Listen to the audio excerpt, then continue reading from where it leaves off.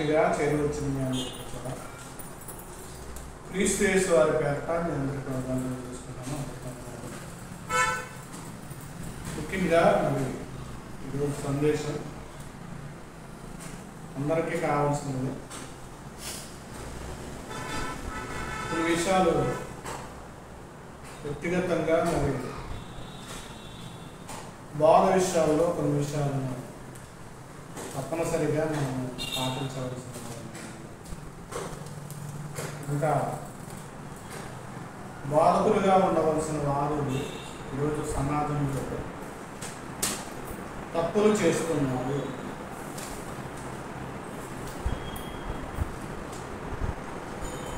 తప్పులు చేస్తున్నారంటే కనుక వాళ్ళు శారీరకంగా ఒకవేళ వాళ్ళ వ్యక్తిగతంగా ఏమైనా పొరపాటు చేస్తే కనుక వారిని ఖండించాలి. కానీ వారు మన దగ్గర లేనప్పుడు ఖండించడానికి మనకు వీలు.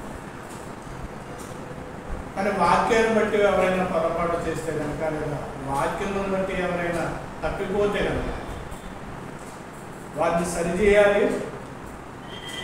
సరిచేయడమే కాకుండా అలాంటి లేదా వారి మీద మనకున్న అభిమానాన్ని బట్టి, వారి మీద మనకున్న గౌరవాన్ని బట్టి, ఆ వ్యక్తులను బట్టి జాగ్రత్త పడటం కూడా మంచిది. జాగ్రత్త పడటం. ఒక వ్యక్తి దేవుణ్ణి పూజించడం మానేసి వేరే వ్యక్తుల్ని దేవుని పూజించడం మానేసి వేరే వ్యక్తి యొక్క భజన లేదా పొగడ్త అనేది చేయటం వల్ల సమాజానికి మేలైంది ఏమి కాదు. మన వారం చెప్పాను. మరి విజయ్ ప్రసాద్ రెడ్డి మరి ఒక ఇంటర్వ్యూలోకి వెళ్ళి చేసిన పొరపాటే అన్య దేవుని యొక్క నామం ఉచ్చారణ చేశారు.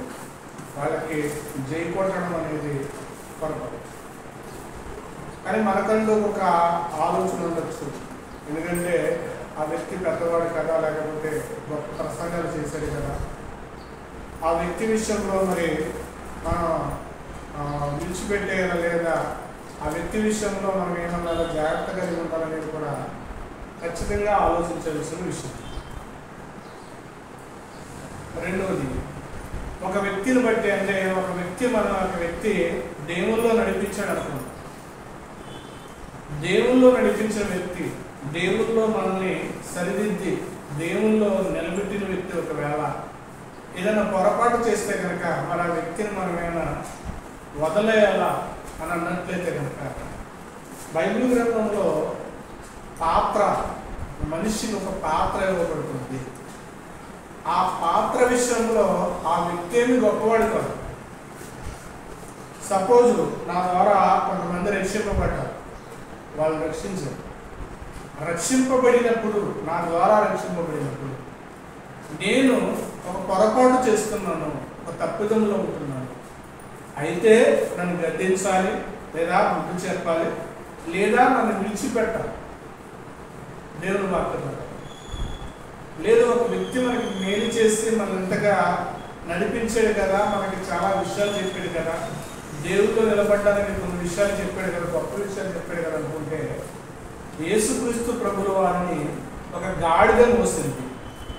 అలాగని గాడిదని గౌరవిద్దామంటే లేదు. గాడిద ఒక పాత్రగా యేసుక్రీస్తు వారికి యెరూషలేములో నడవడానికి, యేసుక్రీస్తు వారికి జయచూచిగాని చూపించడానికి, అంటే యేసుక్రీస్తు వారు రారాజుగా ఉండడానికి ఒక పాత్రగా, ఒక సాధనంగా ఉపయోగపడ్డది అంతే. అందుకని ఇప్పుడు యేసుక్రీస్తు వారిని కాపాడింది కదా, మనము గాడిదని కూడా గౌరవించాం, గాడిదని కూడా ప్రేమిద్దాం అని అంటే అది బుద్ధిహీనమవుతుంది. మరి అలాగని దేవుని మాటలను బట్టి ఈరోజు సమాజంలో బోధకులు చేయాల్సిన విషయాలు, చేయకూడని విషయాలు కూడా బైబిల్ గ్రంథంలో. వ్యక్తిగతంగా వారి యొక్క పర్సనల్ విషయాలని నేను మాట్లాడదలుచుకోవాలి. బైబిల్ మనకు చెప్పిన విషయాలను బట్టి అది నేనైనా సరే ఒక పొరపాటు విషయంలో తప్పుగా ఒకవేళ బోధ చేస్తే కనుక దాని విషయంలో మీరు అభ్యంతరం లేకుండా అడగచ్చు. అది ఒకవేళ పొరపాటుగా ఉంటే నేను సరి చేసుకుంటాను, సరిదిద్దుకుంటాను. అయితే బోధ విషయంలో ఏం చేస్తున్నారంటే ఈరోజు ఒక వ్యక్తిని మెప్పించడానికని బోధ మార్చేస్తున్నారు. ఇంకా కొన్ని విషయాలను ఆలోచించగలిగితే కనుక ఈరోజు బోధనలు చేసే కొన్ని పొరపాట్లు చెప్పుకున్నట్టే, భక్తిగా దేవుని కోసం బ్రతికే వారిని చేసే బోధకుడు లేడు. అలా చెప్తున్నా, భక్తిగా దేవుని కోసం బ్రతికే వారిని తీర్చిదిద్దే నాయకుడు లేడు. భక్తిగా దేవుని కోసం బోధ చేసి అలా చేస్తే జనాలు కూడా ఏం చేయాలంటే కనుక ఆదరించాలి.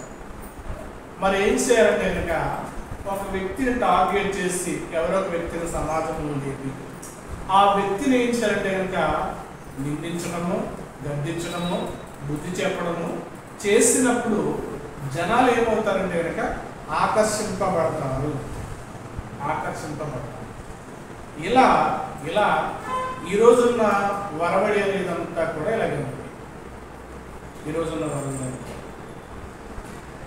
ఈ విధంగా తయారు చేయడాన్ని బట్టి ఆ వ్యక్తికి ఏమవుతున్నారంటే కనుక ఫాలోవర్స్ అవుతున్నారు, ప్యాక్షన్లు అవుతున్నారు. ఇలా మొదలు చేయాలి. ఇంకా యూట్యూబ్లోకి వెళ్ళి ఆత్మీయంగా బ్రతకడానికి, ఆత్మీయంగా బలపడడానికి చాలా ప్రసంగాలు ఉన్నాయి. గొప్ప బోధకులు ఉన్నారు సమాజంలో. పాపాన్ని ఖండించి బోధ చేసేది, దేవుని కొరకు ఎలా బ్రతకాలో, పాపాన్ని ఎలా విడిచిపెట్టాలో అనే ప్రసంగాలు ఉన్నవి చూడండి. వాటికి యూస్ అనేది బాగా తక్కువ చూస్తాం. దేవుని కొరకు బ్రతకాలి, దేవుని సన్నిధానంలో ఉండాలి, దేవుని కొరకు గద్దించే విషయంలో చూసేది, వాటిని ప్రేమించేది, వాటిని లైక్ చేసేది తక్కువ మంది. అందుకే యేసుక్రీస్తు ప్రభువారు కూడా అన్నారు, ఇరుకు ద్వారమును ప్రవేశింప పోరాడి అందులో కొందరే ప్రవేశిస్తారు అన్నారు.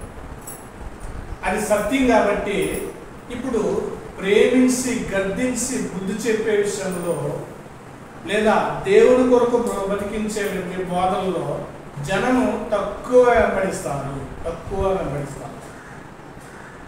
మరి ఇప్పుడు ఏం చేయాలంటే కనుక ఇప్పుడు ఒక వ్యక్తిని టార్గెట్ చేసి మాట్లాడడం వల్ల జనము, ఫాలోవర్స్, వ్యూస్ కూడా ఏమవుతుందంటే ఎక్కువ అవుతాయి.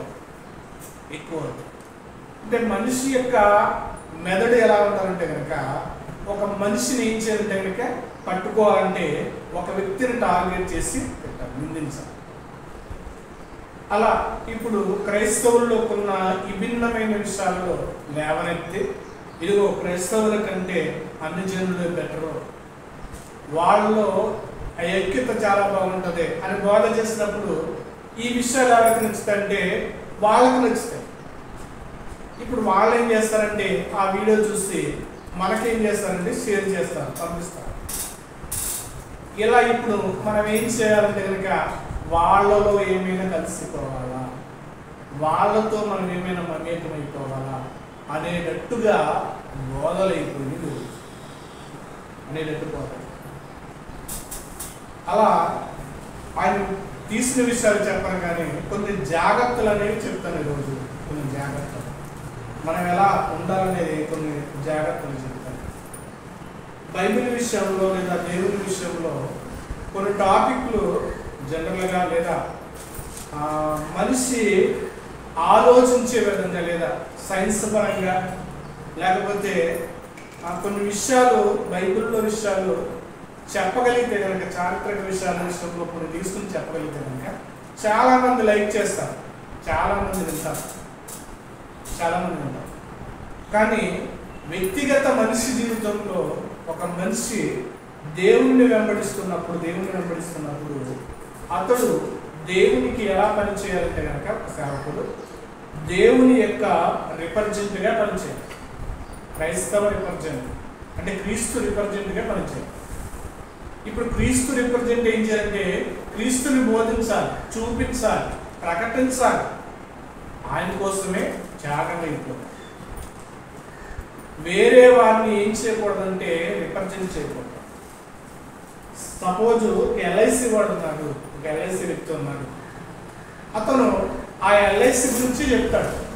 ఇదిగోండి జీవన పాలసీ అనేది తీసుకోండి, ఇది తీసుకుని కట్టడం వల్ల ఎంత బెనిఫిట్స్ ఉంటాయంటే అని ప్రతీది చెప్పుకుంటూ వస్తాడు.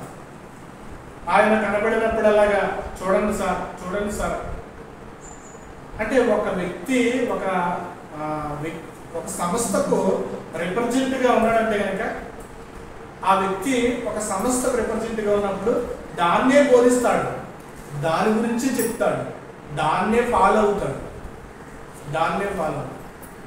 మరి ఇప్పుడు క్రైస్తవుడు కూడా క్రీస్తుకు రిప్రజెంట్గా ఉండాలి, క్రీస్తునే బోధించాలి, క్రీస్తునే చూపించాలి, క్రీస్తు కోసమే త్యాగం అయిపోవాలి.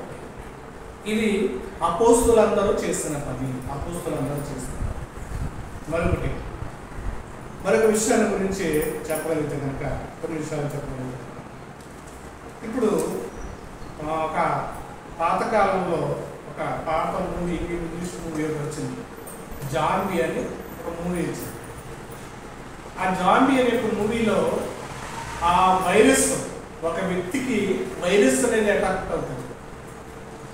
ఆ జాంబీ అనే ఒక వైరస్ ఎఫెక్ట్ అయినప్పుడు అతను కూడా ఏమవుతాడంటే జాంబీలా తయారైపోతాడు. అతను చావడు. ఇప్పుడు కనిపించిన వాళ్ళందరినీ కూడా ఏం చేస్తాడంటే కరిచేస్తాడు. ఆ కరిచినప్పుడు వాడు కూడా ఏమవుతాడంటే జాంబీగా మారిపోతాడు. ఒకవేళ జాంబీగా మారిన వాడిని నరికినా కొట్టినా మరలా వచ్చేస్తుంటాడు అనమాట, లేచి వచ్చేస్తా ఉన్నాడు. అలా లేకుండానే వచ్చేస్తాడు అనమాట. ఎందుకు ఈ విషయాన్ని చెప్తున్నానంటే కనుక ఈరోజు చాలామంది కొంతమంది బోధకులు ఏం చేస్తున్నారంటే కనుక దేవుని కొరకు ఒక వ్యక్తులను తయారు చేయడం మానేసి వాళ్ళకి జాంబీలుగా తయారు చేసుకుంటున్నారు. జాంబీలుగా అంటే ఆయన ఏమనుకోకుండా, ఆయన ఏమనంటే కనుక ఊహించుకుపడేలాగా, ఆయన గురించి ఏదన్నా విషయం మాట్లాడుతున్నప్పుడు ఆయన సపోర్ట్ చేసే వారిని ఎక్కువ వ్యూహాలను తయారు చేసుకున్నారు. ఎక్కువ వ్యూహాలను తయారు చేసుకోవడాన్ని బట్టి ఏమవుతుందంటే కనుక క్రీస్తుకు మహిమ చెల్లించలేదు. ఒక వ్యక్తి ఆ వ్యక్తి పొరపాటు చేసినప్పుడు అతనికి సపోర్ట్ చేసే జాంబీలు ఎక్కువగా ఉండడం బట్టి, అతనికి బలం దొరకడం బట్టి అతడు చెప్పేది రైట్ అనుకుంటున్నారు, అతడు చేసేదే గొప్ప అనుకుంటున్నారు, అతడు చూపించేదే బాట అనుకుంటున్నారు. అతడు రాసేదే పాట, అతడు చేసేదే బోధ అని అనుకుంటారు. ఇప్పుడు అలా చేయడాన్ని బట్టి, అలా జాంబీలుగా చేసుకోవడం బట్టి ఇప్పుడు వాళ్ళు ఏమవుతున్నారంటే దేవుని యొక్క స్థానంలో, అంటే ఆ వ్యక్తి యొక్క స్థానంలో మనసును సంపాదించుకోగలుగుతున్నారు, కానీ దేవుని యొక్క స్థానంలో, దేవుని యొక్క హృదయంలో స్థానాన్ని ఎప్పుడు కూడా సంపాదించుకోలేదు. అతను చేసే పొరపాట్లు కూడా సపోర్ట్గా మాట్లాడేవారు, సపోర్ట్ చేసేవారు ఎక్కువ అవుతున్నారంటే కనుక వాళ్ళు కూడా ఒక జాంబీగా ఉన్నారు. అయితే బైబిల్ గ్రంథంలోంచి కొన్ని విషయాలను చూడగలిగితే కొన్ని విషయాల గురించి కొత్త నిబంధనలో ఉన్న కొన్ని విషయాలను గలతీయులకు రాసిన పత్రిక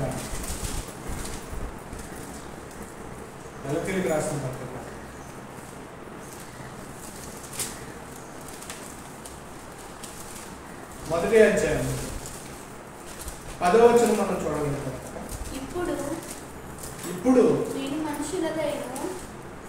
ఇప్పుడు నేను మనుషుల దయను సంపాదించుకొని చూస్తున్నానా, దేవుని దయను సంపాదించుకొని చూస్తున్నానా, నేను మనుషులను సంతోషపెట్ట కోరుచున్నానా, నేను ఎప్పటికీ మనుషులను సంతోషపెట్టు వారు నీకే క్రీస్తు దాసుడు కాకపోదును.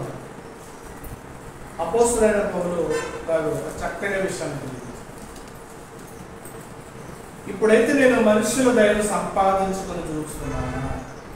ఎస్, ఈరోజు కొంతమంది బోధకులు ఏం చేస్తున్నారంటే మనుషుల దయను సంపాదించుకొని చూస్తున్నారు. మనుషుని వెప్పు చూడడానికి లేదా మనుషుల కోసం మాట్లాడటానికి. అంటే ఒక వర్గం అంటే నాకు ఇష్టం అయితే కనుక ఆ వర్గం కోసం నేను సువార్తనంతా మార్చేయకూడదు. ఒక వర్గం నాకు ఇష్టం, ఒక జాతి లేదా ఒక కులస్తులు అంటే నాకు ఇష్టమైనప్పుడు ఆ వ్యక్తుల కోసం, బంధువుల కోసము, బంధుమిత్రుల కోసము నేనేం చేయకూడదంటే వాళ్ళని మెప్పును ఆలోచించుకోవాలి. ఇక్కడ అపోస్తలుడైన పౌలు గారు అనే మాట్లాడతారు, నేను మనుషుల దయని సంపాదించుకొని కోరుచున్నానా?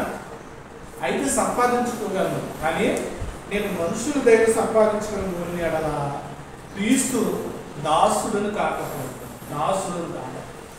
ఇప్పుడు మనుషుల దయని సంపాదించుకుంటే ఏమవుతా? నేను మనుషులకు దాసుడైపోతున్నాను. ఆ విషయం ఎరగదు. మనుషులకు దాసుడైపోతున్నాడు. క్రీస్తుకు దాసుడిగా ఉంటే కనుక, క్రీస్తుకు రిప్రజెంట్గా ఉంటే కనుక క్రీస్తును ప్రకటిస్తాడు ఏ స్థలమైనా. అందుకే అపోస్తలుడైన పౌలు గారు అంటారు, సమయమందు అసమయమందు నేను క్రీస్తుని ప్రకటించుచున్నాను. ఏ సమయంలోనైనా సరే క్రీస్తును ప్రకటించాలి. మరో వ్యక్తిని మనం ఏం చేయకూడదంటే గొప్ప చేయకూడదు, ప్రకటించకూడదు. ఆ వ్యక్తిని మనం ఏం చేయకూడదంటే కనపరచకూడదు. ఎందుకంటే క్రీస్తుకు రిప్రజెంట్గా ఉన్నప్పుడు, ఒకవేళ ఒక వ్యక్తి గురించి మనం చెప్పాల్సి వస్తే కనుక ఆ వ్యక్తి గురించి నాకు పూర్తిగా తెలియదని చెప్పేస్తే పర్వాలేదు. ఇక్కడ నేను ఎప్పుడు మనుషులను సంతోషపెట్టువాడనైతే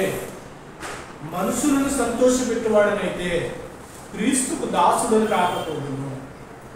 ఈరోజు కూడా ఒక విషయం చెప్పాలంటే కనుక, లోకంలో ఉన్న వాళ్ళని సంతోష పెట్టాలని చూస్తే కనుక, వాళ్ళని సంతోష పెడితే కనుక వారు క్రీస్తులోనికి వచ్చేస్తారా? నా స్నేహితులు చాలా మంది ఉన్నారు, నా బంధువులు చాలా మంది ఉన్నారు. చాలా బాగానే మాట్లాడతారు, మాట్లాడనంతసేపు బాగా మాట్లాడతారు. దేవుని గురించి సందర్భం ఎత్తుకొస్తే కనుక వాళ్ళు వేరే సందర్భాలను ఎత్తుకొచ్చి మాట్లాడతారు, వేరే సందర్భాలు మాట్లాడతారు. అలాగే వాళ్ళకి సపోర్ట్గా ప్రతిదీ ఒకటి మాట్లాడితే కనుక వీడు ప్రతిదీ వింటున్నాడు కానీ మన దగ్గరికి వస్తాడంటే అలా మారిపోయే అవకాశం ఉంది. మరి అలాంటినప్పుడు ఆ వ్యక్తులని మనం ఏం చేయాలంటే గౌరవించడం అనేది చెయ్యాలి. కరెక్టే, గౌరవించాలి. వారు ఎప్పుడైనా పిలిచినప్పుడు వారి ఇంటికి వెళ్ళడం, వారితో కలిసి భోంచేయడం, రావడం, ఇది గౌరవం అనేది. ఇది కూడా ప్రేమించడమే. వారి ఇబ్బందుల్లో ఉన్నారు, వారు ఒకవేళ బాధల్లో ఉన్నారు, వెళ్ళి పరామర్శించడం, ఇది ప్రేమించడం. వాళ్ళని ప్రేమించడం లేదు, వారి మనసును మెచ్చుకోవడానికి వాళ్ళు కలిగిన దైవాలకి మనం ఏం చేయకూడదంటే మొక్కకూడదు, పూజ చేయకూడదు. ఇది క్రైస్తవులకు ఉండాల్సిన నియమము. ఇంకా మరొక విషయాన్ని మనం చూడగలిగిన కొరింథీయులకు రాసిన 2వ పత్రిక 10వ అధ్యాయము 4వ వచనం. కొరింథీయులకు రాసిన 2వ పత్రిక 10వ అధ్యాయము 4వ వచనం చూడండి. మా యుద్ధోపకరణములు శరీర సంబంధమైనవి కావు గాని, చూడండి అన్నాడు, మా యుద్ధోపకరణములు దేవుని ఎదుటనున్న దుర్గాలను పడదోయ జాలనంత బలము కలవై ఉన్నవి. పౌలు గారు చెప్తుంది, మన ఎదుట దుర్గాలు కట్టింది అపవాదం, దుర్గములు కట్టింది. ఇప్పుడు అవి ఏం చేయాలంటే కనుక పడద్రోయ జాలనంత బలము కలవై ఉన్నవి. ఇప్పుడు వాటిని ఏం చేయాలంటే అవి చెప్తాడు పౌలు గారు, మా యుద్ధోపకరణములు శరీర సంబంధమైనవి కావు గాని దేవుని ఎదుట దుర్గములను పడదోయ జాలనంత బలము కలవై ఉన్నవి. మేము వితర్కములను దేవుని గూర్చిన జ్ఞానమును అడ్డగించు ప్రతి ఆటంకమును పడద్రోసి. దేవుని గురించి అడ్డగించేవి ఎక్కువ. మరి అడ్డగించే వాటిని ఏం చేయాలంటే కనుక వాళ్ళని బుజ్జగించకూడదు. మీ వాళ్ళు మీకు గొప్పండి, అని వాళ్ళని బుచ్చగించకూడదు. మరి ఏం చేయాలంటే కనుక అపవాది వారికి గోడలు కట్టేసింది, దుర్గాలు కట్టేసింది. అవి వాళ్ళకి ఏంటంటే రక్షణ అనుకుంటున్నాయి. ఒక సైనికుడిగా ఉన్నప్పుడు ఏం చేయాలంటే కనుక ఆ కట్టిన కోటలు ఏం చేయాలంటే కూర్చాలి. ఏదో ఒక మాట చెప్పి, దేవుని గొప్పతనాన్ని చెప్పి, దేవుని యొక్క కీర్తిని చెప్పి, లేదా యేసుక్రీస్తు వారు చేసే త్యాగాన్ని చెప్పి, వారిలో ఉన్న పాపాన్ని ఒప్పించేలాగా చెప్పి, వారిలో ఉన్న ఆ దుర్గాన్ని ఏం చేయాలంటే కనుక పడగొట్టాలి. మరి ఇప్పుడు చాలామంది భారతదేశంలో ఉన్న కూడా లోకంలో ఉన్న వాళ్ళే ఒకప్పుడు ఇవి నిధులు జ్ఞాపకం. మరి లోకంలో ఉన్న మనమే ఎవరైనా క్రైస్తవులు వచ్చి వాళ్ళు మనం బుజ్జగించి మీది కరెక్ట్ మాది కరెక్ట్ అండి అలా ఉందామని చెప్పి మనం ఏమన్నా క్రీస్తునికి నడిపించారంటే లేదు. ఇదిగో దేవుడు ఆరోగ్యాన్ని ఇస్తాడు, దేవుడు మీకు మంచి స్వస్థతనిస్తాడు, లేదా దేవుడు మీ పాపాల కొరకు చనిపోయాడు అని చెప్పడాన్ని బట్టి యేసుక్రీస్తు వారిలోకి వచ్చింది. ఆయన త్యాగాన్ని బట్టి కదా, ఆయన ఇచ్చే రక్షణ బట్టి కదా. ఆ రక్షణ మనకి ఏం చేసిందంటే మనము కట్టుకున్న ఆ దుర్గాలను ఏం చేశామంటే కోలవేయడం బట్టి ఇప్పుడు క్రీస్తుకు మనం ఏమయ్యామంటే దాసులమయ్యాం. అదే విషయాన్ని చెప్తున్నాను. దాసులమే దుర్గమును పడజోయనంత బలం కలమైనవి మేము వితర్కములను, దేవుని గురించిన జ్ఞానమును, వితర్కాలు ఉన్నాయి. ఈరోజు దేవుని గురించి అనేక వితర్కాలు ఉన్నవి. ఒక వ్యక్తి ఈరోజు ఎన్నో వితర్కాలను బైబిల్ గురించి సంధించి మాట్లాడుతున్నాడు. ఇంకా కొన్ని విషయాలు చెప్పాలంటే కనుక ఈ మధ్యకాలంలో కొంతమంది క్రీస్తుని వెంబడిస్తున్న వాళ్ళ కొంతమందిని ఈ గరుడ అనే వ్యక్తి లేదా ఐదవ సోదరులుగా ఉన్న వాళ్ళు ఏం చేస్తున్నారంటే పాస్టర్లాగా ఎలాగైతే వాళ్ళు ఇళ్ళకి వెళ్తారు, వెళ్ళి మీరు ఎందుకు యేసు ప్రభువుని నమ్ముకున్నారు, ఎందుకు ఆయన వెంబడించారు అని కొన్ని మాటలు చెప్పి వాళ్ళ మరలా హిందువుల్లోనికి తీసుకున్నారు. హిందువుల్లోనికి వెళ్ళిపోతారు. ఎందుకు అలా వెళ్ళిపోతున్నారంటే వారికి సరైన పునాది సరిగ్గా పడలేదు ఒకటి. ఇంకా వారు కొద్దిగా కొంతమంది అటు ఇటుగా ఉంటారు కదా, అప్పుడప్పుడు ఏదో ప్రార్థనకు వచ్చి కూర్చొని అవి వెళ్ళిపోయి అంటే పూర్తి యొక్క క్రీస్తులోనికి నమ్మలేని యొక్క స్థితిలోనే ఉండలేక ఏదో నామమాత్రంలో వచ్చి వెళ్ళి కూర్చుని అప్పుడప్పుడు కనపడి వచ్చిన వాళ్ళు, ఇలా ఉన్న వాళ్ళు మరలా ఆ లోకంలోకి వెళ్ళిపోవడం బట్టి వాళ్ళని వీడియోలు వేసి చూపిస్తున్నారు. ఇంకా దౌర్భాగ్యం ఏంటంటే ఒక పాస్టర్ గారు కూడా వెళ్ళిపోయారు వీడియో. ఒక పాస్టర్ గారు, అది చిన్నవాడు కాదు, ఆయనకి ఇంచుమించు ఒక 65 సంవత్సరాలు ఉంటాయి. నేను క్రీస్తులో చాలా సత్యాలు తెలుసుకోలేకపోయాను, అందుకని క్రీస్తుని విడిచిపెట్టేశాను. కరుణాకర్ రాసిన ఆ పుస్తకాలు నాకు దొరికిన తర్వాత నేను ఇదిగో మళ్ళా క్రీస్తుని వదిలేశాను అని సాక్ష్యం చెప్తున్నాను.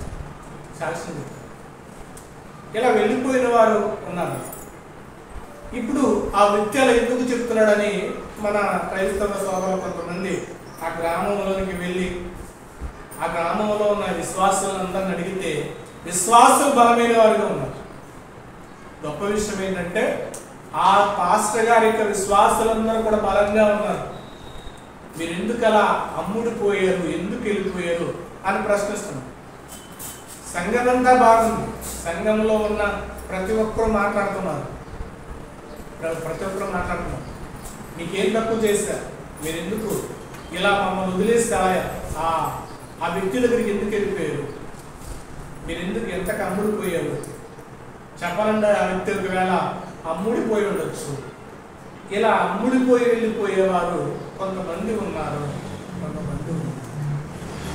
మరి అలాంటిదప్పుడు ఇప్పుడు అన్ని జనుల యొక్క ఆచారం చేయొచ్చు, తప్పు లేదు. లేదా వారితో వారికి పలహారం తినడం తప్పు కాదు, లేదా వారికి జై కొట్టడం తప్పు కాదు అని ఒక వ్యక్తి బోధించడం వల్ల క్రైస్తవ్యం అనేది ఎంత వెనక్కి వెళ్ళిపోతుంది. చాలా మంది మాట్లాడే మాట ఏంటంటే ఎక్కువగా ఐదవలోంచి వచ్చిన వారి గురించి మాట్లాడేది ఏంటంటే, మరి క్రైస్తవులు బాగా ఉంటారా, కొత్తగా వచ్చిన మీరే బొట్టులు తీసేస్తారు, ఎప్పుడు ప్రార్థన ప్రార్థన అంటారు, ఇప్పుడు దేవుడు దేవుడు అంటారు. వాళ్ళకి మీకన్నా ముందు నుంచి తెలుసుకోండి కదా, వాళ్ళు ఎందుకురా మారట్లే, వాళ్ళు ఎందుకు ఎలా ఉన్నారు, మీరేంట్రా ఎలా ఉంటారు అని అంటారు. ఈ విషయం ఎక్కువగా ఉంటుంది. అలాగని ఇప్పుడు ఒక పాస్టర్, ఒక సేవకుడు ఉండి ఒక మతాన్ని లేదా ఒక దేవుణ్ణి సపోర్ట్గా మాట్లాడడం వల్ల ఎన్ని అనార్థాలు క్రైస్తవంలోనికి వస్తాయి, ఎన్ని అనార్థాలు తీసుకొచ్చే అవకాశం ఉంది. ఇది గ్రహించాలి. ఇప్పుడు కొన్ని సందర్భాల్లో వెళ్తే అవి షార్ట్ కట్ చేసేలా పెడుతున్నారు. ఆ మాట్లాడిన దాని గురించి అన్ని జనులు చాలా మంది అతన్ని పొగుడుతున్నారు. ఇలాంటి పాస్టర్ గారు ఉండాలి, సమాజంలో పొగుడుతున్నారు. అతను చేసేది క్రైస్తవ లోకానికి తీరని లోటు, తీరని పొరపాటు చేశాడు. కానీ అన్ని జనులు దాన్ని ఏం చేస్తున్నారంటే మెచ్చుకుంటున్నారు. ఇప్పుడు మెచ్చుకునేలా చేయాలంటే కనుక ఇప్పుడు వాళ్ళతో ఏకీభవించి అన్నిటికీ, ఇప్పుడు దాన్ని ఒక కరుణాకర్ అడిగాడు.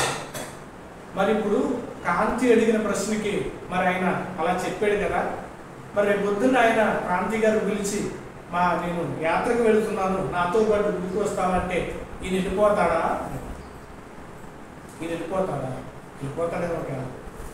ఎందుకంటే యాత్ర చేస్తున్న వాళ్ళకి సండాకి చెప్పి జాగ్రత్తగా వెళ్ళరండి అని వాళ్ళకి చెప్పి వచ్చానని ఫేస్బుక్లో పోస్ట్ పెట్టుకున్న ఆయన ఒకవేళ అలాగే పిలిస్తే కనుక మరి ఆ లోకంలో ఉన్న వాళ్ళ యొక్క యాత్ర కూడా అయినా చేస్తారు. ఇలా కొన్ని బోధలు అనేవి దేవుని యొక్క సంఘానికి విరుద్ధమైన మాటలు చెప్పడాన్ని బట్టి క్రైస్తవ్యం అనేది ఈరోజు చాలా చాలా బాధపడాల్సిన పరిస్థితి అనేది ఏర్పడింది. ఇప్పుడు దేవుని ఎదుట కట్టిన దుర్గాలు బోధనలు ఉన్నాయి. దేవుడు మన క్రైస్తవుడికి ఇచ్చిన బాధ్యత చాలా ఉంది. ఈరోజు దేవుని అంగీకరించక దేవుని ప్రజల మీద ఎదురు తిరిగే వాళ్ళు ఎందరో ఉన్నారు. స్వార్థను అడ్డుకునే వాళ్ళు ఉన్నారు, స్వార్థను ఆటంకపరిచే వాళ్ళు ఉన్నారు. ఇప్పుడు స్వార్థను ఇలా ఆటంకపరిచే విషయంలోనే అలాగే నొగ్గుకుంటూ స్వార్థ చేసుకుంటూ క్రీస్తు కొరకు త్యాగంగా నిలబడేవారు ఎందరో ఉన్నారు. మరి వారందరికీ కూడా ఇలాంటి విషయాలు ఎదురైతే కనుక ఇంకా ఇబ్బందులు ఎదుర్కొనవలసిన పరిస్థితి వస్తుంది. ఇంకా చూడగలిగితే కొరింథీయులకు రాసిన మొదటి పత్రిక 18వ వచనం. కొరింథీయులకు రాసిన మొదటి పత్రిక 18వ వచనం నుండి మనం చూడగలిగితే కనుక లోకం సువార్తను ఎలా చూస్తుందంటే కనుక 18వ వచనం, సిలువను గూర్చిన వార్త నశించుచున్న వారికి వెర్రితనముగా, రక్షింపబడుచున్న మనకు దేవుని శక్తి అయి ఉన్నది. సిలువను గూర్చిన వార్త లోకానికి ఏమిగా ఉందంటే కనుక వెర్రిగానే ఉంది. మరి ఇలాంటి వెర్రి పనులు చేస్తుంటే కనుక ఇంకా సువార్త ఏమవుతుందంటే కనుక ఆటంకంగానే ఉంటుంది. ఇందు విషయమై 23-24 చదువు. 23-24 అయితే మేము సిలువ వేయబడుచున్న క్రీస్తును ప్రకటించుచున్నాము. ఆయన అనగా క్రీస్తు యూదులకు, ఎవరికి? యూదులకు. అంటే ఎవరు వాళ్ళు? దేవుని జనాంగం. యూదులంటే కనుక దేవుని జనాంగం. దేవుని జనాంగానికి ఆటంకముగాను అన్ని జనులకు విరుద్ధముగాను ఉన్నాడు. కానీ దేవుడు వాళ్ళకి ఎలా ఉన్నాడంటే కనుక వెరితనముగానే ఉన్నాడు, వెరితనముగానే చూస్తున్నారు. అప్పటి యూదులు కూడా యేసుక్రీస్తు వారిని అంగీకరించలేదు. అంగీకరించాలి. ఆయన వెరితనముగానే కనిపిస్తున్నాడు లోకంలో ఉన్న వారికి.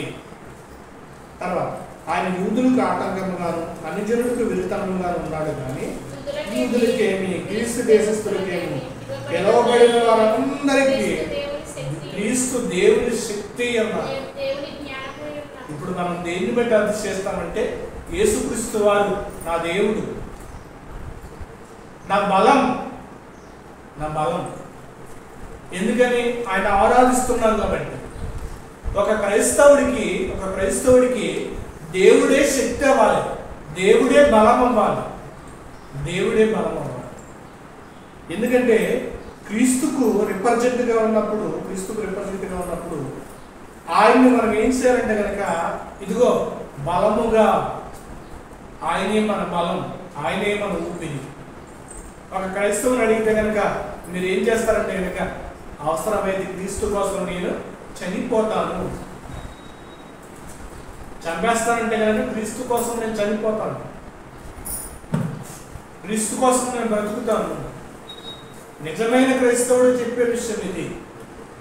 నిజమైన క్రైస్తవుడు చెప్పే ఆయన యూదులకు ఆటంకంగా అన్యజనులకు వెరితనముగా కానీ గ్రీసు దేశస్థులకేమి పిలువబడిన వారికి క్రీస్తు దేవుని శక్తియు జ్ఞానమునై ఉన్నాడు.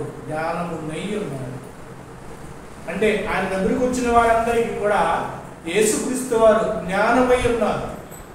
మార్చాడు అందరికీ కూడా ఒక వెలుగును చూపించాడు. అందరికీ కూడా ఆయన ప్రేమను పెంచాడు. అందరికీ కూడా ఆయన త్యాగాన్ని ఏం చేశాడంటే రుచి చూపించాడు.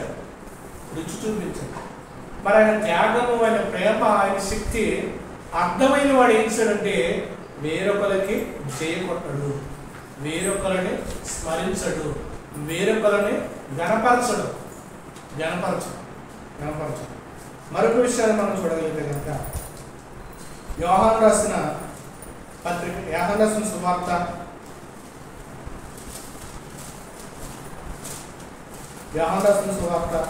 5వ అధ్యాయం 44వ వచనం. అద్వితీయ దేవుని వలన మెప్పు కోరక ఒకరి వలన మెప్పు పొందుతున్న మీరు ఎలాగూ నమ్మగలరు. నేను తండ్రి యొక్క మిమ్మును నేరము మోపొద్దని తలంచకుడి అని యేసుక్రీస్తు వారు అన్నారు. అద్వితీయ దేవుని వలన వచ్చు మెప్పు కోరక ఒకరి వలన వచ్చు మెప్పు పొందుతున్నారు మీరు. మనుషుల వలన వచ్చి మెప్పు, మనుషుల వలన వచ్చే మెప్పు. ఈరోజు క్రీస్తుని వెంబడించిన ఒక వ్యక్తిని లోకం వెరిగా చూస్తుంది, ఒక ఉగ్రవాదం చూసినట్టుగా కూడా చూస్తాం. ఆ వ్యక్తిని ఎలా చూస్తుందంటే కనుక ఆ శత్రువుగానే చూస్తారు. ఎందుకని ఈ వ్యక్తి అల్లరి చేయడు, ఈ వ్యక్తి సినిమాలకి వెళ్ళడం, ఈ వ్యక్తి బూతులు మాట్లాడడం, ఈ వ్యక్తి లోకంలో ఆచరించడం. కాబట్టి ఇప్పుడు లోకానికి ఎలా ఉండాలంటే శత్రువుగానే కనపడతాం. అందుకే దేవుడు మీరు లోకములకు దేవుడు ఏం చేశాడంటే వైరములు కలగజేస్తున్నాడు. చూడండి యాకోబు పత్రికలో మాట్లాడారు. యాకోబు పత్రిక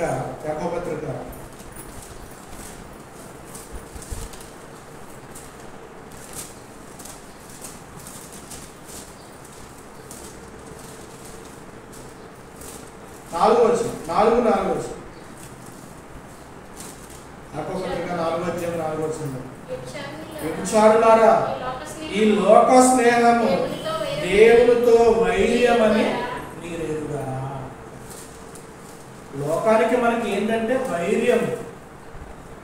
మంచికి చెడుకి పసకదు, అతకదు కదా. మంచికి చెడుకి అతకదు. చెడు చెడుగానే ఉంటుంది, మంచిగానే ఉంటుంది. దానికి దీనికి ఒకటయ్యే ఛాన్స్ లేదు. అయితే చెడు తన చెడుతనాన్ని విడిచిపెట్టి మంచితో కలవాలి. మంచుతో కలవాలి. మంచి అనేది ఎప్పుడు కూడా చెడుతో స్నేహం చేయదు. అందుకని అనమాట వ్యభిచారులారా, ఈ లోక స్నేహము దేవునికి వైర్యాన్ని తీసుకొస్తుంది, గొడవ తీసుకొస్తుంది.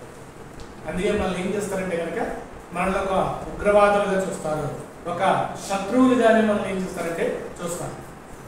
గౌరవించి మనకి సన్మానాలు ఏమి ఉండవు. మనకి యేసుక్రీస్తు వారు నమ్ముకున్నాడు కదా, వీడు గౌరవిద్దాం, అబ్బాయి యేసుక్రీస్తు వారిని నమ్ముకుని ఆయన ప్రకటిస్తున్నాడు కదా, ఈయనకి ప్రేమ చూపుదాం, లేదా పూలు చల్లుదాం అని ఎవరికి ఉండదు.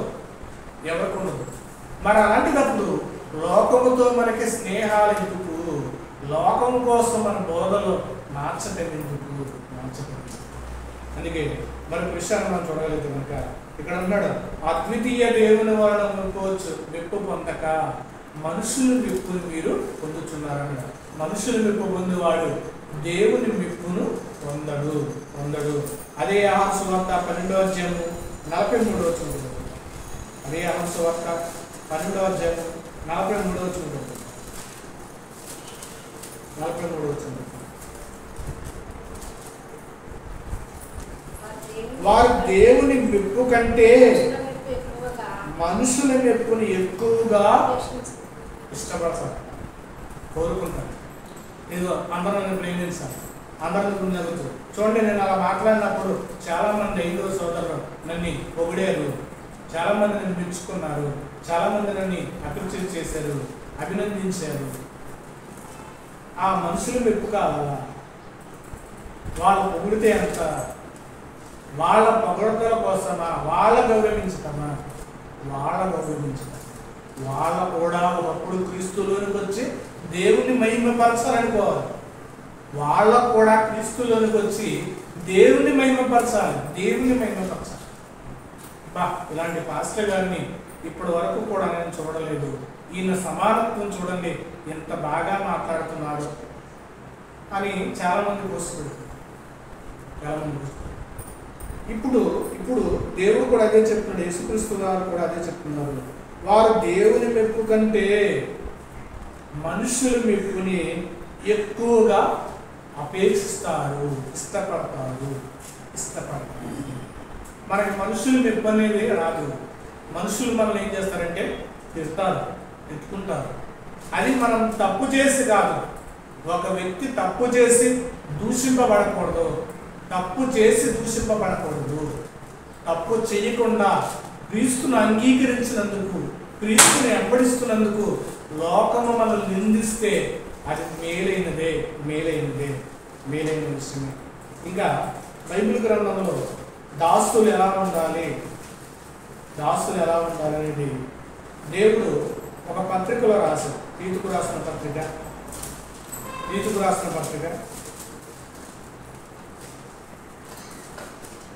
1వ అధ్యాయం 7వ వచనం నుండి మనం చూడగలిగితే కనుక, ఎందుకనగా అధ్యక్షుడు దేవుని గృహ నిర్వాహకుని వలె. అధ్యక్షుడు అంటే ఆ సంఘంలో ఉన్నవాడు, కాపరి అవ్వచ్చు, కాచేవాడు అవ్వచ్చు, బోధ చేసేవాడు అవ్వచ్చు. అధ్యక్షుడు నేనే. అధ్యక్షుడైన వాడు ఎలా ఉన్నాడు? ఎందుకనగా అధ్యక్షుడు దేవుని గృహ నిర్వాహకుని వలె. అంటే గృహాన్ని ఏం చేయాలంటే కనుక నిర్వహించాలి, కాపాడాలి. గృహంలో ఏముంటాయి?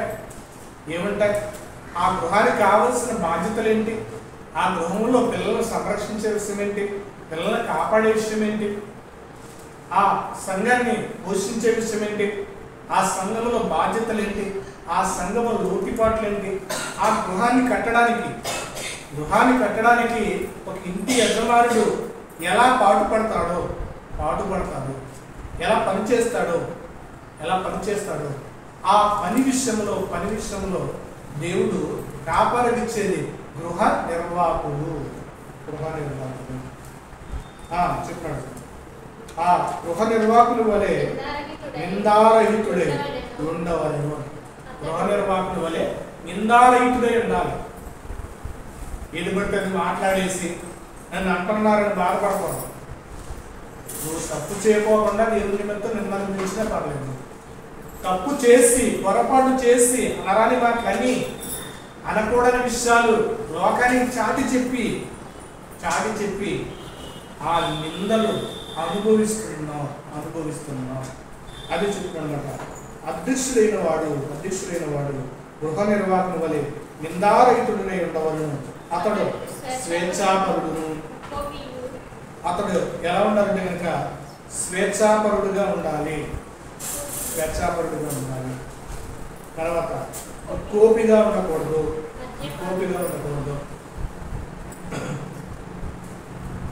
స్వేచ్ఛాపరుడై ఉండాలి. స్వేచ్ఛాపరుడు అంటే కనుక అతడికి లోకంతో స్వేచ్ఛాపరుడై ఉన్నామంటే కనుక లోకంతో కలిసికొని కాదు, దేవునికి బందీ అయిన వాడు మాత్రమే. స్వేచ్ఛాపరుడు అంటే కనుక దేవునికి లోబడేవాడు, దేవునికి బందీ అవ్వాలి. దేవునికి బందీ అయితే కనుక అంటే దేవుని స్వేచ్ఛను మాత్రమే తీసుకోవాలి. అవ్వ ఆ పండు తినడం బట్టి అక్కడ ఉండాల్సిన స్వేచ్ఛను పోయింది. ఇప్పుడు దేవునితో ఉండే స్వేచ్ఛను ఏం చేసుకున్నావా? కోల్పోయింది. దేవునితో ఎప్పుడూ కూడా ఆ ఏదైనా వనంలో కష్టం లేకుండా, బాధ లేకోకుండా, వండుకుని తినే ఇబ్బంది లేకోకుండా ఆ ఉండే స్వేచ్ఛను ఏం చేస్తుందంటే కనుక కోల్పోయింది. వినరాని పండు తిని ఆ సర్పం యొక్క మాట విని ఇప్పుడు ఏం చేస్తుందంటే దానికి ఉన్న స్వేచ్ఛ ఏమైంది? హరించేస్తుంది. ఇప్పుడు స్వేచ్ఛాపరుడు అంటే కనుక దేవునికి బందీగా ఉండాలి. దేవునితో ఉండేవాడని బైబిల్ చెప్తుంది. దేవునితో ఉండేవాడు స్వేచ్ఛాపరుడు. స్వేచ్ఛాపరుడును ముక్కుపి ఉండకూడదు. ఎవరు నిలబడతారు కదా, కోపాడుకోకూడదు. ఏదైనా అడిగినప్పుడు సమాధానంగా చెప్పాలి. అరే ఒరే మీటింగ్స్ పెట్టుకొని కూడా ఎరా ఒరే అని కూడా అనకూడదు. ముక్కోపి. అక్కడ సేవ చేసేవాడు చిన్నవాడైనా, వాక్యాన్ని బోధించేవాడు పెద్దవాడిగా కనపడినా దేవుని దృష్టిలో ఇద్దరు సమానమే. అక్కడ సేవ చేసే సేవకుడు ఎంతగా ప్రయాసపడితేనే కానీ సభలు పెట్టడానికి అవదు. అలాంటప్పుడు అలాంటి వాళ్ళని కూడా ఒరే తమ్ముడు, తమ్ముడు ఈ పదాలు కూడా మాట్లాడకూడదు. ముక్కోపికున్న పదాలు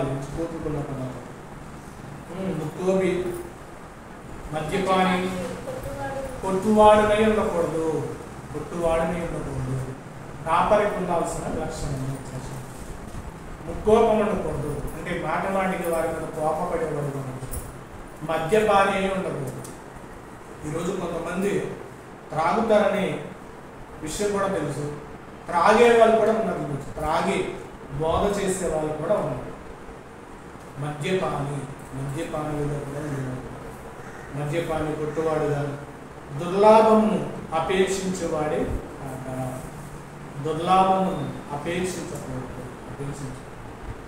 చెడ్డ ధనాన్ని లేదా చెడ్డ యొక్క ఆలోచన అపేక్షించుకోవాలి. వేరే వీటిలోనికి వెళ్ళి వేరే మార్గాన్ని వెతుక్కుని సంపాదించాలనుకోవడం, వేరే మార్గాన్ని ఎంచుకుని ఇలాగైతే కొందరు రక్షించలేరు, ఇలాగైతే కొందరు ఫాలోవర్స్ రాదు, ఇలాగైతే కొందరు ఫాలోవర్స్ వస్తే కనుక నాకు రాబడి ఉంటుంది. దుర్లాభము ఒకడు బైబిల్లో ఒకడు ఆశించాడు. దుర్లాభం అపేక్షించిన బిలాం అదే చేశాడు. దుర్లాభాన్ని అపేక్షించాడు, బిలాం చేశాడు. దుర్లాభమును అపేక్షించుడు కాక అతిథి ప్రియుడును, స్వజ్జన ప్రియుడును, స్వస్థ బుద్ధి గలవాడే, నీతిమంతుడు, పవిత్రుడు, ఆశా విగ్రహం గలవాడే ఉండవలను. అలా ఉంటే తన యుద్ధవిషయములపై జనులను హెచ్చరించుటకు, ఎదురాడు వారి మాటలు ఖండించుటకు శక్తి గలవాడైనందుకు ఉపదేశం అనుసరించి నమ్మదగిన బోధను గట్టిగా చేపట్టువాడిగా ఉంటాడు.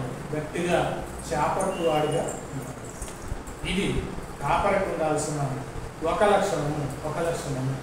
ఇంకా కొన్ని విషయాలు దేవుడు చెప్తున్నాడు. పైన చెప్తాడు, ఏకపత్ని పురుషుడై ఉండాలన్నాడు. ఇంకా చాలా విషయాలు చెప్పాడు. కొన్ని విషయాలు మనలో లేని విషయాలు లేని పెట్టుకున్నప్పుడు పాత్రలు ఆ లేనిది లేకపోయినా కదా ఈరోజు బోధకులుగా శరణమని అయ్యేవారు చాలామంది ఉన్నారు. ఇంకా టెస్ట్లోనికి రాసిన మొదటి పత్రిక 5వ అధ్యాయం కొంచెం సమయం పడుతుంది. 5:14 సహోదరులారా, మేము మీకు బోధించినది ఏమనగా అక్రముగా నడుచుకున్న వారికి బుద్ధి చెప్పుడి, ధైర్యం చేయని వారికి ధైర్యపరచుడి, బలహీనతలకు ఓతనీయుడు, అందరి ఎడల దీర్ఘశాంతం గలవారు. అక్రమంగా నడుచుకునే వారికి బుద్ధి చెప్పండి అన్నాడు. బలహీనులకు ఓతనీయండి, బలహీనులకు ఓతనీయండి, వాళ్ళు బలపరచండి. అక్రమంగా నడుచుకుంటున్నారు కాబట్టి వాళ్ళకి బుద్ధి అనేది వాక్యం ద్వారా దేవుడు చెప్పమంటున్నాడు. కాబట్టి అక్రమంగా నడుచుకుంటే కనుక దేవుడు ఒక రోజున మనిషిని ఆయనతో నిలబెట్టినప్పుడు ఆ అక్రమం అనేది బయటపడినప్పుడు చాలా ఇబ్బంది పడాల్సిన పరిస్థితి అనేది వస్తుంది. కాబట్టి అక్రమంగా నడుచుకోకూడదు. దేవుని యొక్క సక్రమాన్ని బట్టే క్రైస్తవులు నడుచుకోవాలని దేవుడు తెలియజేస్తుంది. తిమోతికి రాసిన 2వ పత్రిక 3వ అధ్యాయం 16వ వచనం. తిమోతికి రాసిన 2వ పత్రిక 3:16 దైవజనుడు సన్నద్ధుడై ప్రతి సత్కార్యములకు పూర్ణముగా సిద్ధపడినట్లు దైవావేశముతో కలిగిన ప్రతి లేఖనములను ఉపదేశించుటకు, ఖండించుటకును, తప్పుదిద్దుటకును, నీతి యందు శిక్ష చేయుటకు ప్రయోజనమై ఉన్నది అంటారు. దైవజనుడు ఏమన్నాడంటే, దైవజనుడు సన్నద్ధుడై, దేనికి సన్నద్ధుడు అవ్వాలనుక వేరే వారికి చేయి కొట్టడానికి కాదు. దైవజనుడు సన్నద్ధుడై ప్రతి సత్కారములకు పూర్ణముగా సిద్ధపడాలి. వాక్యమును బోధించడానికైనా సరే సిద్ధపడకుండా బోధ చేయకూడదు అనేది దేవుడు ఇక్కడ రాయిస్తున్నాడు. అందుకే ఒక వాక్యం చెప్పాలంటే కనుక అది కొన్ని పుస్తకాలు తీసుకుని ప్రిపరేషన్ చేయాలి. ఏది కావాలి, ఏది మాట్లాడాలి, వాళ్ళ కోసం ఏ నిఘంటం ద్వారా ఏం మాట్లాడాలి, ఆ సందర్భానికి ఏమైతే బాగుంటుంది అని కొంతమంది రాసిన వాటిని రిఫర్ చేస్తే కనుక అప్పుడు దేవుడికి ఆలోచన ఇస్తే కనుక ఆ ఆలోచన బట్టి సంఘానికి కావలసిన విషయం ఇదే మాట్లాడాలి. అదే అంటారు. దైవజనుడు సన్నద్ధుడై ప్రతి సత్కారములకు పూర్ణముగా సిద్ధపడాలి. పూర్ణముగా సిద్ధపడితేనే దైవావేశముతో కలిగిన మాటలు, దేవుడు యొక్క ఆవేశం కలిగిన మాటలు వస్తాయి. సిద్ధపడుకోకుండా ఒకవేళ ఎక్కడైనా కూర్చున్నప్పుడు వెళ్ళి కూర్చుని ఏది పడితే అది మాట్లాడితే వాళ్ళకి దండం పెట్టి రావాల్సిన పరిస్థితి వస్తుంది. ఇంకా అపోస్తుల కార్యంలో 17వ అధ్యాయం అపోస్తుల కార్యంలో 17వ అధ్యాయం గురించి చెప్తాం. అపోస్తుల కార్యంలో 17వ అధ్యాయం 22వ వచనంలో అపోస్తుడైన పౌలు గారు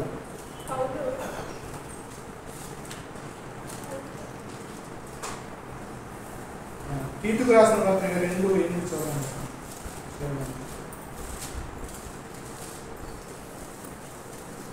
తీతుకు రాసిన పత్రిక 2:8 చూడండి.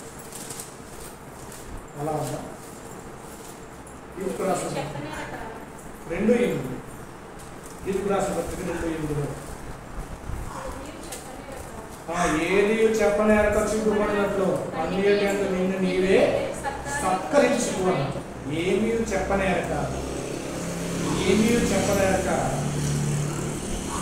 సిగ్గుపడినట్లు అన్నిటి యందు నిన్ను నీవే సత్కరించుకోవాలి.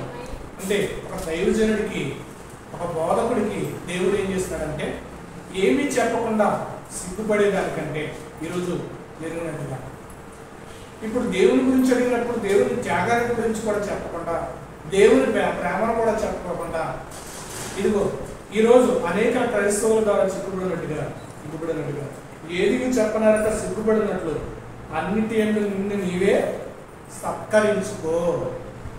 అన్ని మాటల ద్వారా నువ్వు ఏం చేయాలంటే సత్కరించుకో. వాటిని ఏం చేయాలంటే మొదట నువ్వు నీ దగ్గర పెట్టుకో. వాటిని నువ్వేం చేయాలంటే అవలంబించు. వాటిలో నువ్వు నిలబడు. ఆ మాటలో నువ్వు నిలబడి నువ్వు జీవించు. అప్పుడు నిన్ను నీవు సత్కరించుకునేడలా మాదిరిగా కనుపరుచుకును. నీ ఉపదేశము మోసం లేనిదిగా, మాన్యమైనదిగా, నిరాక్షేపమైన హితవాక్యములతో కూడినదై ఉండవలను. దాసులైన వారు అన్ని విషయములందు మన రక్షకుడైన దేవుని ఉపదేశమును అలంకరించినట్లు తమ యజమానుని ఎదురు మాట చెప్పక, ఏమీ అపహరింపక, సంపూర్ణము మంచి నమ్మకము కనుపరుచు అన్ని కార్యములందు వారిని సంతోషపెట్టి వారికి లోబడి ఉండాలని వారిని హెచ్చరించుచున్నాను. వారికి లోబడి ఉండాలి, వారికి హెచ్చరించమన్నాడు కదా. ఇదిగో నేను లోబడుతున్నా అంటే ఇది సంఘాల్లో చెబుతున్నాడు, సంఘములో ఉన్న వారి గురించి. ఇప్పుడు మీకు మిమ్మల్ని హెచ్చరించుతూ, మీకు లోబడుతూ, మిమ్మల్ని ప్రేమిస్తూ, మిమ్మల్ని గౌరవిస్తూ ఉండమని పౌలు గారు సంఘముతో చెప్తున్న విషయం, ఇంకా ఈరోజు తమ చేసే తప్పును కప్పించుకోవడానికి ఈరోజు ఒక వ్యక్తి తనను సమర్థించుకోవడానికి బోధ చేయకూడదు. తనను సమర్థించుకోవడానికి బోధ చేస్తే కనుక, అంటే నేను ఒక పొరపాటు మాట్లాడినప్పుడు దాన్ని సమర్థించుకోవడానికి బోధ చేస్తే తప్పు తర్వాత తప్పు ఏమవుతుందంటే పెద్దదైపోతుంది. నా చిన్నప్పుడు నేను ఒక యానిమేషన్ కథ చూశాను టీవీ. ఆ కథలో ఉన్నది ఏంటంటే కనుక, ఒక పాప దగ్గరికి చిన్న టెడ్డీ బేర్ వస్తుంది. ఇప్పుడు ఆ టెడ్డీ బేర్ అనేది ఏం చేస్తుందంటే కనుక, అబద్ధం ఆడే కొలది ఏమవుతుందంటే పెద్దదైపోతుంది. అబద్ధం ఆడటం. ఇప్పుడు ఆ పాప ఏం చేస్తుందంటే అబద్ధం ఆడుతుంది. అబద్ధం ఆడినప్పుడల్లా పెద్దదైపోతుంది, చాలా పెద్దదైపోతుంది. దానివల్ల చాలా సమస్యలు తెచ్చిపెడుతున్నమాట. ఆ రోడ్లు పాడైపోవడం అన్నీ. అది ఏం చేస్తుందంటే ఆ టెడ్డీ బేర్ పెద్దదైపోయి తనను తరుగుతూ ఉంటారు. చివరిగా ఆ పాప ఏం చేస్తుందంటే కనుక ఒక ఆలోచన చేస్తాడు. ఇదిగో నేను అబద్ధం ఆడినప్పుడల్లాగా ఈ బొమ్మ పెరిగిపోతుంది, పెద్దదైపోతుంది, అందరికి ఇబ్బంది కలిగజేస్తుంది. ఇప్పుడు నేను ఆడిన అబద్ధం వల్ల ఇది పెద్దదవుతుంది కాబట్టి ఇప్పుడు నేను నిజం చెప్తే ఏమవుతుందని నిజం మాట్లాడతాను. నేను తప్పు చేశాను. వెంటనే ఆ పిల్లలు చంపడానికి వచ్చిన ఆ తడ్డీ పేరు వెంటనే చిన్నదైపోవడం ప్రారంభిస్తాడు. ఒక్కొక్కటి చెప్తాడు, నేను ఈ తప్పు చేశాను అని చెప్పినప్పుడు అక్కడ సమస్య అంతా ఏమవుతుందంటే చిన్నదైపోతుంది. ఈరోజు బోధకులైన వారు గుర్తించుకోవాల్సింది ఏంటంటే, ఒక తప్పు చేసినప్పుడు ఆ తప్పును తప్పుగా ఒప్పుకుంటే కనుక ఆ సమస్య అక్కడితో తీరిపోతుంది. ఆ తప్పును కవర్ చేసుకోవడానికి బైబిల్లో ఉన్న విషయాలు లేనివిగా బోధించి, లేనివిగా అక్కడ దేవుడు చెప్పిన సంగతులను కూడా గొప్పగా దేవుడు నేను చెప్పలేని కూడా తనకు అనుకూలంగా మార్చుకోవడం వల్ల చాలా పొరపాట్లు అనేవి జరుగుతాయి. ఆ పాపం అనేది ఏమవుతుందంటే పెద్దదైపోయే అవకాశం ఉంటుంది. అప్పుడు అతడు మోయలేనిగా మారిపోయి భారమైపోయే అవకాశం ఉంటుంది. ఇప్పుడు అన్ని జనులకు సువార్తలా ప్రకటించాలంటే కనుక ఇదిగో పౌలు గారు అక్కడికి వెళ్ళి ఎథెన్స్లోనికి వెళ్ళి నేను చేసింది చేశాడని చెప్పకూడదు. పౌలు గారు ఏం చేశారంటే కనుక, పౌలు గారు అక్కడ చేసింది ఏంటంటే క్లియర్గా కనపడుతుంది. అపోస్తల కార్యంలో 17వ అధ్యాయం 21వ వచనంలో ఎథెన్సులో వారందరూ అక్కడ నివసించు పరదేశులు ఏదో ఒక కొత్త సంగతిని బోధించడానికి మాత్రమే కాలం జరుగుతుంది. పౌలు అరియేపాక పగును మధ్య నిలిచి చెప్పినదేమనగా, ఎథెన్సులారా, మీరు సమస్త విషయంలోనూ అతి దేవతా భక్తి గలవారైనట్టు నాకు అనిపించింది. ఎథెన్సులారా, మీరు అతి దేవతా భక్తి, అతి అంటే ఎక్కువ చేస్తున్నారు మీరు.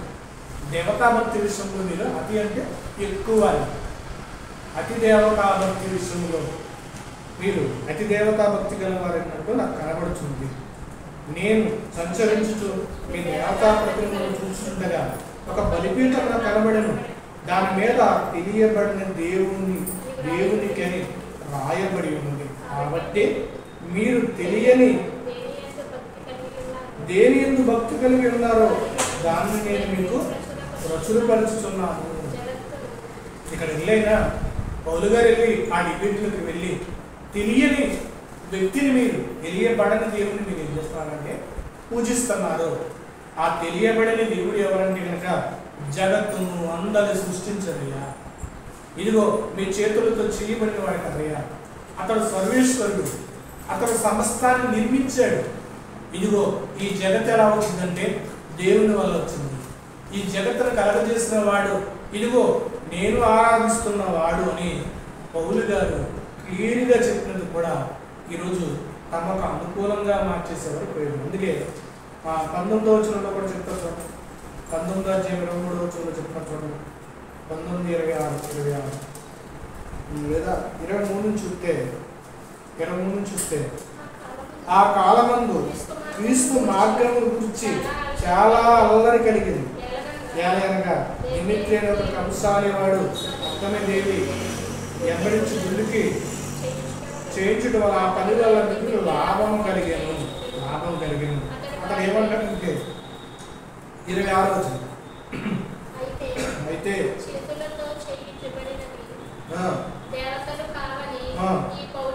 ఈ పౌలు చెప్పిన అంటే ఆ సమాజంలోనికి వెళ్ళి అవి దేవుడు కాదు అనే పౌలు గారు చెప్తుంది. వాళ్ళ ఎథెన్సులో ఉన్న వారు ఆరాధిస్తున్నది దేవుడు కాదనే బోధించడం. దేవుడు కాదని మీకు మాకు అని అక్కడ పౌలు గారు ఏమి చెప్పలేదు. ఎథెన్సులో ఉన్నవారు కాదు అని ఇది ఎవరు చెప్పారు? పౌలు గారు చెప్పట్లా. అక్కడ అర్తమీ దేవి యొక్క గుడి వల్ల ఒక జీవనాన్ని పొందుతున్న వ్యక్తి పొందుతున్నాడు. అవి చేతులతో చేయబడినవి దేవతలు కానీ అని ఈ పౌలు చెప్పి ఎఫెసులో మాత్రమే కాదు దాదాపు ఆసియానంతటా బహుజన సమూహం ఒప్పించి దుప్పి ఉన్న సంగతి మీరు చూసి ఉన్నారు. మరియు ఈ మన వృత్తి యందు లక్ష్యము తప్పిపోవటయే గనక మహాదేవి అప్పదేవి గుడిని కూడా తృణీకరింపబడి ఆసియానంతటా లోకం మీద పూజించుచున్న ఈ యొక్క గొప్పతనము తొలగిపోవునని భయము తోచుచున్నదని వారితో పౌలు గారు అక్కడ బోధ చేసే దాన్ని బట్టి అక్కడున్న వాళ్ళకి భయపడుతున్నారు. ఆ వాళ్ళే సాక్షిస్తున్నారు.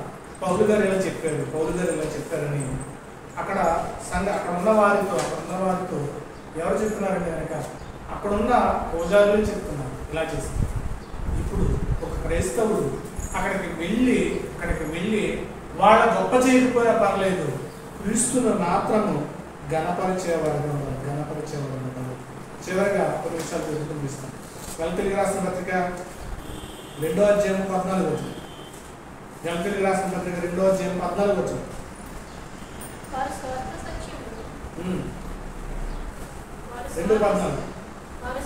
వారు సువార్త సత్యము చెప్పున క్రమముగా నడుచుకొనకపోవటం చూసినప్పుడు అందరి ఎదుట కేపాకు నేను చెప్పుకునేదనగా నీవు యూదుడు అయ్యింది యూదుల వలె కాక అన్ని జనుల వలె ప్రవర్తించుతుండగా అన్ని యూదుల వలె ప్రవర్తించాలని ఎందుకు బలవంతం చేయుచున్నావు? అంటే నువ్వు నడవకుండా, నువ్వు దేవుడిని పూజ చేయకుండా ఎందుకు బలవంతం చేస్తున్నావు? వాళ్ళని గొప్ప చేయడం వల్ల క్రైస్తవులు ఏం చేస్తున్నావు అంటే బలవంతం చేస్తున్నావు. ఇప్పుడు విగ్రహారాధన విషయంలో దేవుడు తినవద్దు అన్నారు. నేను తినొచ్చు అంటే వల్ల ఇప్పుడు క్రైస్తవులు ఏం చేస్తున్నారంటే కనుక బలవంతం చేస్తున్నారు. ఎందుకు బలవంతం చేస్తున్నారు? ఇది పౌలు గారు మాట్లాడుతున్నారు. అన్ని జనుల వలె ప్రవర్తించుతుండగా అన్ని యూదుల వలె ప్రవర్తింపవాలని ఎందుకు బలవంతం చేస్తున్నారు? అన్ని యూదుల వలె ప్రవర్తించాలని ఎందుకు వాటిని బలవంతం చేస్తున్నారు? రాసిన పత్రిక 3వ అధ్యాయం 18 3:18. ఫిలిప్పీయులకు రాసిన పత్రిక 3వ అధ్యాయం 18. అనేకులు క్రీస్తు శిలువకు శత్రువులుగా నడుచుకొనుచున్నారు. దీని గురించి మీతో అనేక పర్యాయములు చెప్పి ఇప్పుడు ఏడ్చుచు చెప్తున్నాను. క్రీస్తుకు శత్రువులుగా నడుచుకుంటున్నారు, క్రీస్తుకు ఆప్తులుగా నడుచుకోవట్లేదు, క్రీస్తుకు మిత్రులుగా నడుచుకోవట్లేదు, క్రీస్తుకు సేవకులుగా నడుచుకోవట్లేదు, క్రీస్తుకు శత్రువులుగా నడుచుకుంటారు. అంటే క్రీస్తును బోధ మార్చడం వల్ల ఏమవుతున్నారు? శత్రువులుగా మారిపోతున్నారు. అందుకే అపోస్తుల కార్యములు 9వ అధ్యాయం 15 వచనం. అపోస్తుల కార్యములు 9వ అధ్యాయం 15 వచనం. అందుకు ప్రభువా నీవు వెళ్ళుము, అన్యజనుల ఎదుట రాజుల ఎదుట ఇశ్రాయేలు ఎదుట నా నామమున భరించుటకు ఇతడు నేను ఏర్పాటు చేసుకున్న సాధనము. అపోస్తులైన పౌలు లోకంలోకి వెళ్తున్నప్పుడు పౌలు గారి గురించి తెలుసు. అందుకు ప్రభు నేను వెళ్ళము, అన్ని జనుల ఎదుట రాజుల ఎదుట ఇశ్రాయేలు ఎదుట నా నామమును భరించడానికి అంటే ఆయన్నే ప్రకటించడానికి. ఆయన ప్రకటించడం వల్ల మనం భరించాలి. ఆయన నామం అంటే భరించడం అది భారం. ఆయన నామం అనేది భరించాలి. ఏదో ఒక వ్యక్తి వచ్చి మనల్ని ఇబ్బంది పెడుతున్నాడు కదని వేరొకరికి మనం చేయకొట్టడం కాదు. నిజంగా అన్ని జనుల ఎదుట రాజుల ఎదుట అందరి ఎదుట కూడా ఆయన నామాన్ని భరించాలి. ఇలా చర్చికి వెళ్ళేవాళ్ళు. ఒకప్పుడు అని ఎవరెవరు హల్లెలూయా గాలు వచ్చారు. అక్కడ చిన్న చిన్న వీలు కోటాలు పెడుతుంటే కనుక ఎవరంటే హల్లెలూయా గాలు రాసుకున్నారు. ఇలా ప్రభు పెట్టారు. ఆ నామాన్ని మనం ఏం చేయాలంటే భరించాలి, బాధపడకూడదు. క్రైస్తవులు ఎలా అంటున్నారంటే కనుక మనం ఆ నామాన్ని భరించడానికి, ఆ నామాన్ని భరించకుండా ఉండడానికి మనం వాళ్ళకు మెప్పు పొందేవారుగా చేయకపోదు. మెప్పు పొందేవారుగా చేయకపోదు.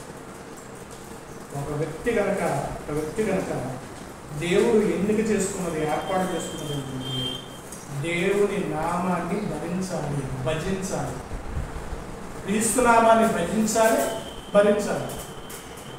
ఎక్కడన్నా మనం కలిగి ఉంటే కనుక ఆ నామాన్ని భజించాలి. అందుకే బయట మీద వస్తున్నప్పుడు నేను ఎక్కువగా ఆయన స్తుతించే పాటలు పాడుకుంటూ వస్తాను. వార్తలు వెళ్ళిపోయినప్పుడు ఆ దేవాలయం చూస్తున్నప్పుడు ఒంటరిగా వస్తుంటాను కాబట్టి నేను ఏం చేస్తానంటే ఆయన స్తుతించుకుంటూ వస్తాను. అంటే ఇప్పుడు భజించాలి. ఇప్పుడు ఎవరైనా కానీ మనం తిడుతుంటే కనుక ఆ నామాన్ని బట్టి మనం ఏం చేయాలంటే కనుక భరించాలి. అంతేగాని మనల్ని ఏదో ఇబ్బంది పెడుతున్నారు కదని వాళ్ళ దగ్గర మనం ఏం చెప్పకూడదండి, సమ్మతి తెలపకూడదు. మీరు గొప్పండి, మీరు మంచి వాళ్ళండి, మీ దేవుడు గొప్పండి అని భజన అనేది చేయకూడదు. ఇది అలా చేయకూడదు. భరించడానికి దేవుడు క్రైస్తవులు ఏం చేసింది, ఏర్పాటు చేసుకుంటారు. అందుకే ఆ నామాన్ని భరించే త్యాగమైపోయారు అందరూ. ఆ నామాన్ని భరించే అనేక కొరటాదెబ్బలు తిన్నారు, శిక్షణ అనుభవించారు, వేదనని అనుభవించారు, చనిపోయారు, సింహాల నోళ్ళ వేయబడ్డారు, సింహాల చేత చేర్చబడ్డారు, మేకలు కొట్టబడ్డారు, రాళ్ళతో కొట్టబడ్డారు. ఎందుకని ఆ నామాన్ని భరించడానికి వాళ్ళు. క్రీస్తు అంటేనే భారం, శ్రమ. ఆ నామాన్ని ఏం చేయాలంటే కనుక భరించడానికి ఉన్న భారము, భరించడానికి ఉన్నప్పుడు ఏమైనా కానీ ఆయన ప్రకటించండి, ఏం చేసినా కానీ ఆయన స్తుతించండి, ఆయన కోసమే జీవించండి. క్రైస్తవుడు ఊపిరి ఉన్నంత వరకు కూడా క్రీస్తును ప్రకటించాలి, క్రీస్తు వరకు జీవించాలి, క్రీస్తుతోనే త్యాగం అయిపోవాలి. అట్టి వారంగా ఉండాలని కోరుకుంటూ మాటలు ముగిస్తున్నాను. ప్రార్థన చేసుకుంటాను. పరిశుద్ధుడా